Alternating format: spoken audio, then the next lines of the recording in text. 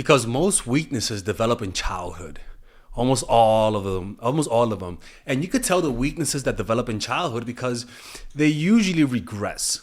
You usually see a regression depending on the situation. So let's observe what were their childlike weaknesses that they may have, right? Because you want to be on the lookout for them because some people just don't outgrow them.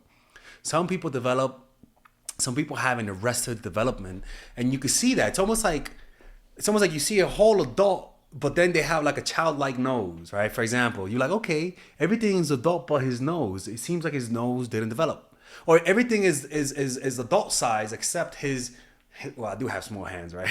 Except his arms, right? Everything's normal, but maybe his arm is short, like a kid, right? That's a metaphor to how where all of their behavior looks like an adult except that behavior. That's a part that they did not outgrow. You can see some of that in me. You know what I'm saying? You're gonna see a lot of this in me, to be honest with you. Let's listen, okay? So observe responses to stress and conflict. Adult reactions to stress and conflict can often mirror those learned in childhood. Pay attention to how individuals manage stress, disappointment, and disagreement. Maybe they start making fun of you. Maybe they cross their arms and start getting closed down. They start to mimic the behavior and the dynamic they had as children. Look for patterns that might indicate unresolved childhood coping mechanism, where maybe they start going through when they're stressed out, which I do that sometimes, such as temper tantrums, kicking things, withdrawal, seeking excessive reassurance. Me, when I get mad, I withdraw, right? I just withdraw and just want some personal space. But then after like a few minutes or even a few hours or days, I want to re-interact. But that's that's like an example of when you get me pissed off, I don't want to talk to you. I don't even want to look at you. In fact, leave me the fuck alone for a while. And you don't have to be like, oh, look at him. No, you can just be like, okay, when he gets mad, he withdraws. Interesting. Let me pay attention to that. But then you notice that when I get mad, I withdraw. But then if you're actually paying attention, you'll notice that as quickly as I get mad, I usually lose the anger. That usually is because of meditation, to be honest with you. So you can also say, okay, he gets mad, but then he easily gets happy again. And you better take those notes down, right? Watch for regression under pressure. Okay. Under significant stress or during moments of fatigue, people tend to revert to earlier states of psychological development, a phenomenon known as regression. This might manifest as childlike behavior, dependency, or immature defense mechanism. Like, for example, there was an episode of Seinfeld. I want to find it, right?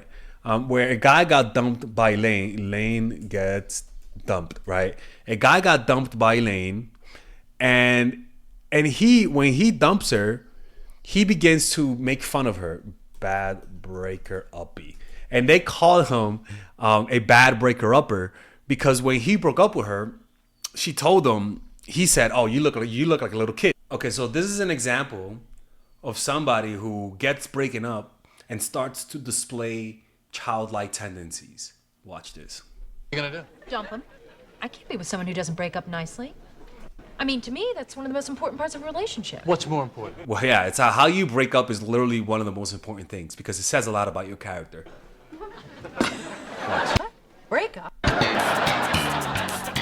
So that's it? We're breaking up? What? Break up? So We notice. went out on one date. Okay. So notice his body language, looking away, not talking. Yeah, sure, fine, right, whatever you say. All right. Good. Okay then, well, so see you around. Big head. So he starts calling her names, right?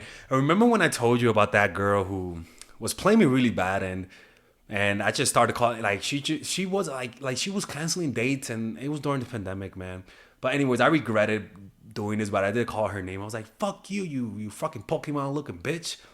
Why can't you just say you don't want to go out with me? Why you got to put me through all of this?" And I remember feeling complete anger. Honestly, it was fury because I just felt like, just be honest with me. Like, what's so hard about saying you don't want me? Why do you have to put me through all this fucking bullshit? You know, I just started calling her name. Fuck you. Hope you get fat. You. Yeah.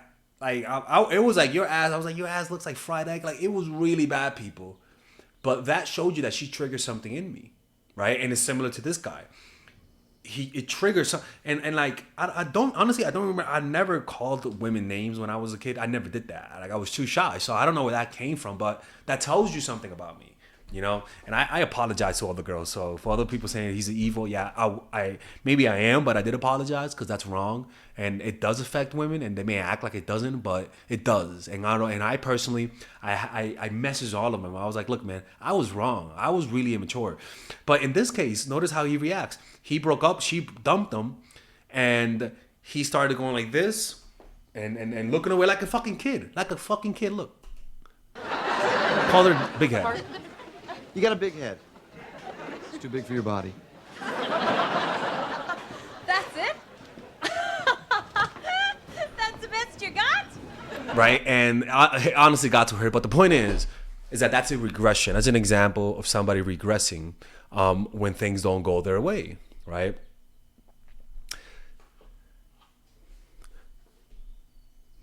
So the next one is note patterns of attachment.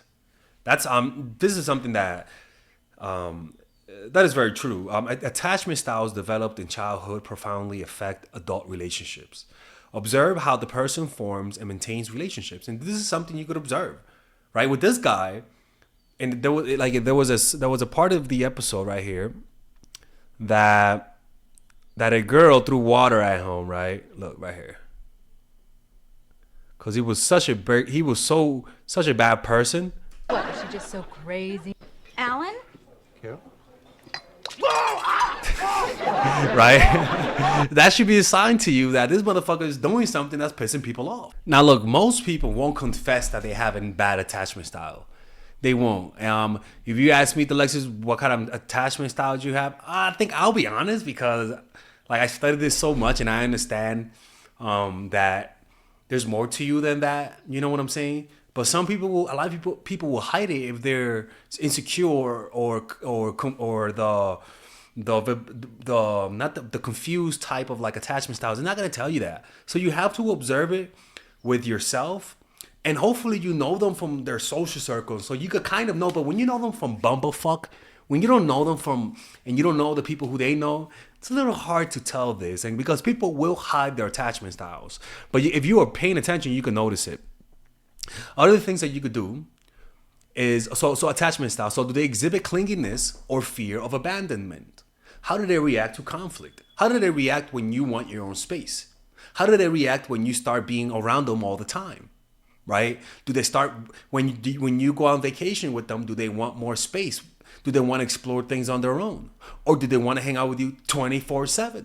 How do they react when you want your space? All of those things will tell you and indicate to you their childlike attachment styles, or just ask them about their relationship with their parents, or better yet, observe their relationship with their parents. That'll tell you everything you need to know. Listen to language about themselves and others. The way a person talks about themselves and others can offer clues about their self-esteem and interpersonal dynamics, which are often shaped during childhood. Persistent self-criticism, blaming others for personal problems. Like, for example, like with that guy where the ex threw that on him, right? He always said that he wasn't the problem, right? Persistent self-criticism, blaming others for personal problems, or idealizing others without reason may reflect their deeper insecurity, right? If they idol someone deeply, that might show an insecurity. Another thing which is kind of powerful is analyzing their reaction to authority. How do they deal with authority?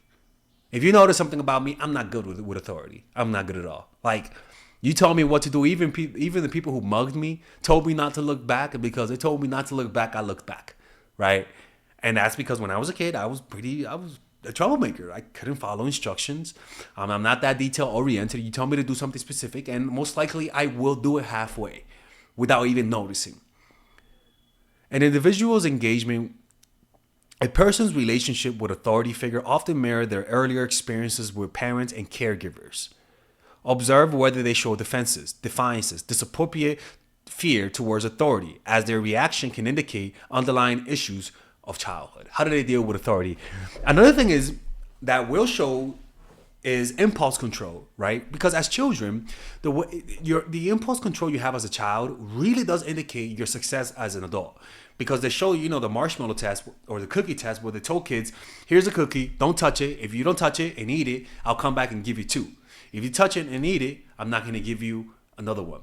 The kids that had the self-control led to more success in life, more money, less drug addiction, less criminal records.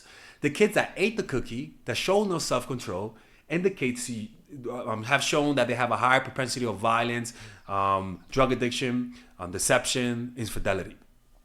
Impulse control. You can look at a person's impulse control by just looking at their habits, addictions, debt, money debt. Are they able to be on a diet consistently? Do they follow through on their plans? Are they doers or are they talkers? Meaning, do they say things that they're going to do and never do it? Or are they the type of person that doesn't say they're going to do something and does it? Right? Look at their impulse control. Can they sit down and finish something, or are they always distracted? That'll tell you a lot about them. Do they always have to skip jobs, never fully staying in one job for a long time? That tells you about their impulse control. Do they go from subject to subject, never really learning something, but just scratching the surface because once they know 1 or 2 things, they think they know it all? That tells you about them. Another one is observing a person's playfulness and creativity. This is big. Are they able to stop being serious all the time?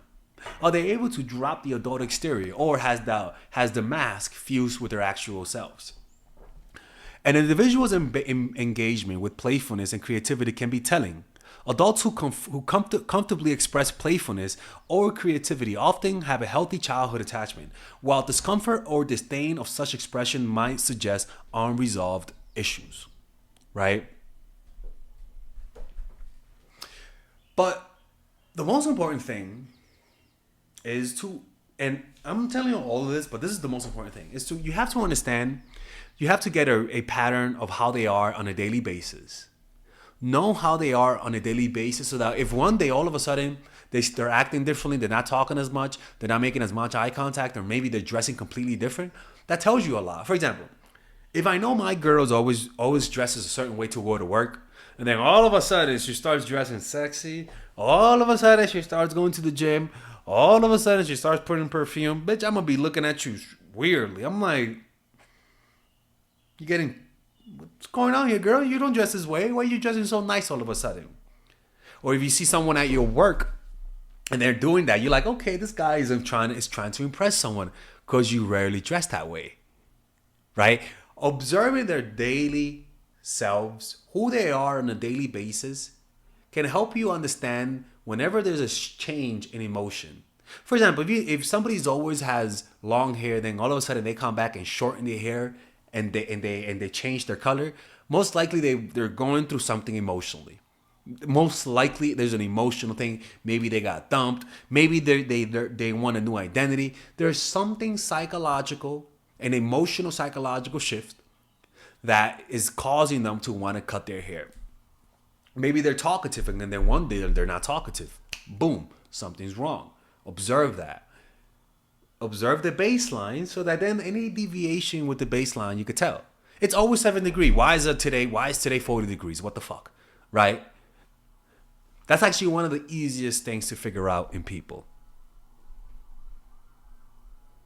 Now, one last thing is to look for contrast. An overt trait usually conceals the opposite. Like I said, when you hide something, you usually hide it with the opposite. That's how hiding traits work. You get what I'm saying? So if you're a horrible human being, for example, you know those people who kids, right? Or you get what I'm saying? Like those evil motherfuckers who like kids. Those people, you usually do what? Work. I hate to say this, but just work with kids, try to get close to them. Amen, right? No, not amen, but you know what I'm saying? The priest, right?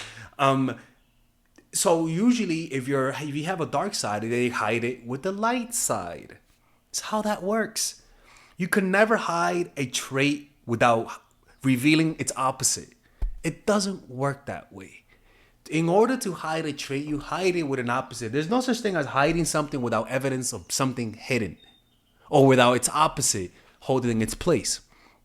So, for example, people who thump their chest are often big cowards. A prudish exterior may hide a lascivious soul. Someone who seems super vulgar on the outside might indicate someone who has extreme introspection. The uptight are often screaming for adventure. The shy are always dying for attention.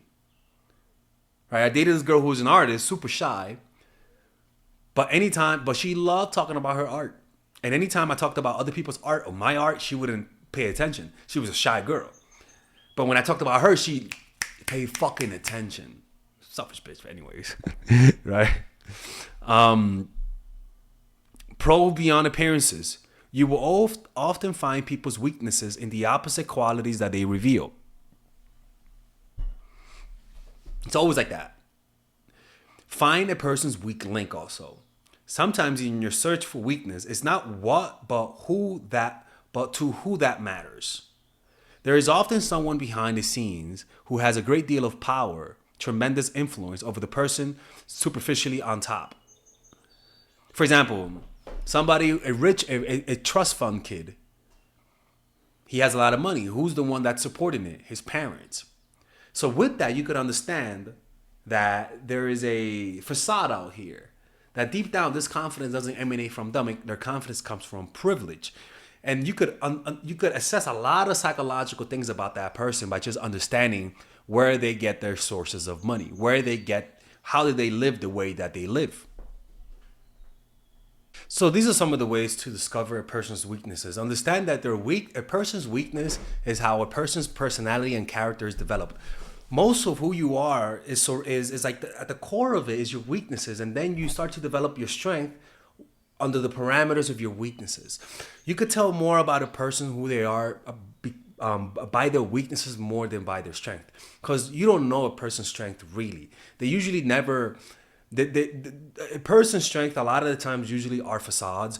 Weaknesses are real, raw material. So once you see that, you could use that as a reference to understand and connect the dots of a person psychologically, because weaknesses never lie. Strengths lie.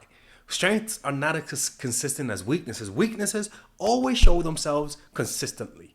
So understanding that will reveal a lot about them, and also understanding your weaknesses. Don't just use this to read people. Use it to read yourself. Your weaknesses will allow you to know yourself more than your strengths. Me, look at my weaknesses. I am not good with following instructions. I am not good with detailed shit. I will get fired. So because of that, I have to do something that I want to do. I have to do my own business. I have to make sure that the type of job doesn't force me to be in one place at a specific time consistently. I need flexibility. So understanding those weaknesses limited my options about what to do. But then when I looked at my options, I realized that those options fit my strength. So through understanding my weaknesses, I found my strengths. It's the same thing with you and with other people. The weakness of a person is the core and the soul of them. The dark side of a person is what drives their creativity, is what drives them. You have to understand that in others, and most importantly, in yourself. All right? Okay. This was a long section, people. We're going to do week 5 tomorrow. We're going to start week 5. But hopefully you guys enjoyed this section. Okay? Take care. All right, guys. We're going to have a brief intermission so that I can tell you guys about our new bundle that we're doing, where you guys can purchase all of my courses and get it at a discount. So this bundle is pretty much the bundle where you could just buy all of my courses. You could buy Nice Guy, which is a training course on how to come across more assertive, how to come across more confident, how to not give off nice guy vibes. You guys can get access to Dark Game, which is my full dating course on how to meet women in different scenarios, how to attract women, how to make sure you don't come across as creepy, and essentially how to act like a man and not act like a doofus, to be quite honest with you. And you get all of these bonuses, which is the bonuses of Dark Game, the bonuses of Practical Mastery, which is about how to master a skill, Social Mastery, which is how to master your social life, and the Laws of Human Nature, which is a book club videos that I had dissecting Robert Greene's book. All of this is naturally at around